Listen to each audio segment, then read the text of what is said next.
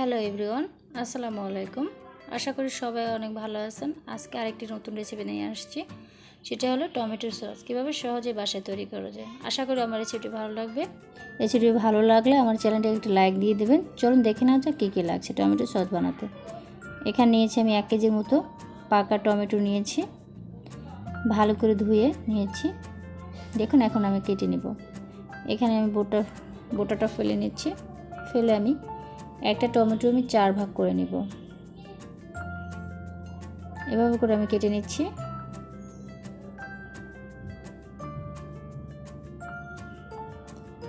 সবগুলোকে এভাবে করে আমি কেটে নিচ্ছি। দেখুন কেটে নেওয়া হয়ে গেছে।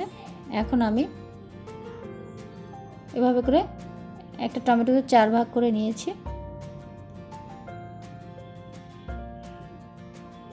এখন আমি একটা পাত্রে নিয়েছি, পাত্রে টমেটো ঢেলে দিচ্ছি, হাফ কাপের মতো পানি দিচ্ছি।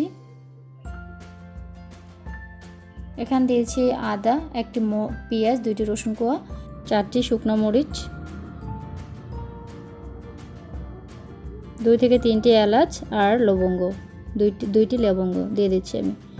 দিয়ে আমি একটা ঢাকনা দিয়ে ঢেকে দিচ্ছি। ফিরে আসছি। দেখুন গরম এটা হয়ে গেছে। আমি এখন এটাকে একটু নাড়িয়ে দিব। সবগুলোকে করে দিচ্ছি, নাড়িয়ে আবার ঢেকে দিয়ে 5 মিনিটের মতো সেদ্ধ করে নিচ্ছি। 5 মিনিট পর ফিরে আসে। দেখুন এভাবে হয়ে গেছে আমার সবগুলো। এখন আমি চুলাটা বন্ধ করে দেব। চুলাটা বন্ধ করে দিচ্ছি। আমি এখন এটাকে ঠান্ডা করে ব্লেন্ডার করে নিব।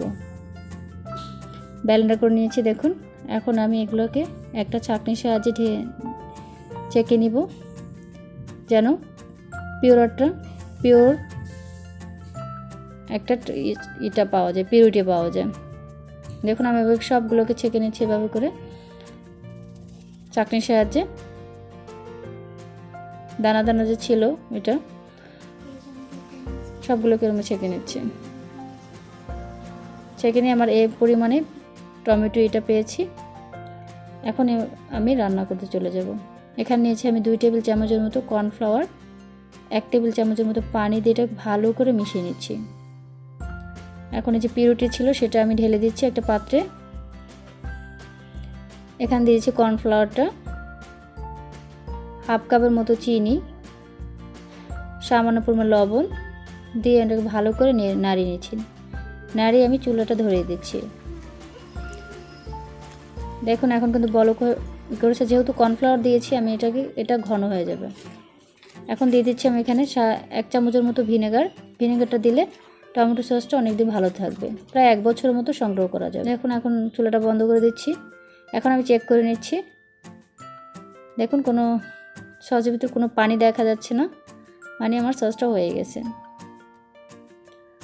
আশা করি আজকের রেসিপিটি ভালো লাগবে। আজকে এই পর্যন্ত। আল্লাহ হাফেজ। সবাই ভালো থাকবেন। অন্য কোনো রেসিপি দেখা